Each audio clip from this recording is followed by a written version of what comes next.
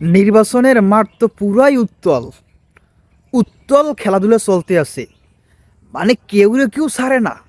এটা কিন্তু সব জায়গায় না, কিছু কিছু জায়গায়, যেরকম মগ গলা চিপা পুরাই খেলা চলতে আছে। একদিন হাসান মামুন ভাই, অন্যদিকে নূর ভাই, পুরাই পিটাপিটি চলে।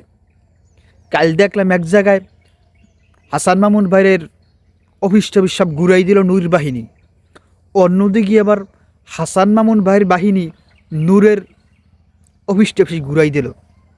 ভালোই খেলাধুলা চলতে আছে। আর যারা দর্শক আছি তারা তো বিনোদন নিতে আসি। এরকম বিনোদন আর কোথায় পাবো? যাই হোক, ইন্টারেস্টিং খেলা চলতে আছে গলাচিপায়। কেউ ছাড় দেবে না, ছাড় দেওয়ার সুযোগই নাই। আর যে নির্বাচনের ক্যান্ডিডেটগুলো আছে সবগুলো অস্থির, মানে কেউ হালানের মতো না। একদিকে নূর ভাই, সে মনে করেন যে একটা দলের প্রধান, দল সাইডে আইছে। হাসান মামুন ভাই আছে, হে এবার ঢাকা বিশ্ববিদ্যালয়ের সাবেক ছাত্রদলের সভাপতি। অন্যদিকে জামাতের আছে শাহ আলম স্যার, হেও কেন্দ্রীয় পর্যায়ের নেতা।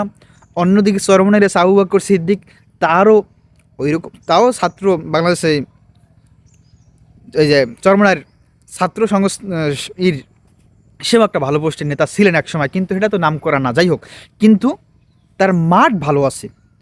চরমনার যে আবু বকর সিদ্দিক, তার মাঠটা মোটামুটি ভালো আছে, ভালো জনপ্রিয়তা গলাচিপায় আছে। মোট কথা হইল, কেউ ছাড়িয়ে দেয় না, কেউ ছাড়ার সুযোগ নাই। এই যে যেহেতু ইসলামী যারা দুজন আছে এরা নিরিবিলে চুপচাপ, কারণ তাদের মধ্যে আর ওই জিনিসটা নাই, অ্যাগ্রেসিভ জিনিসটা নাই। তারা দাওয়াত দেবে, কাজ করবে, নির্বাচন করবে। কিন্তু নূর ভাই আর হাসান মামুন ভাই এরা তো পুরাই কাঁপাই হেলাইছে। একদিকে নূর ভাইরে দেয়, অন্যদিকে নূর ভাই আবার হাসান মামুন ভাইরে দিতে আছে। যাই হোক, যারা দর্শক তারা বিনোদন পাইতে আছে।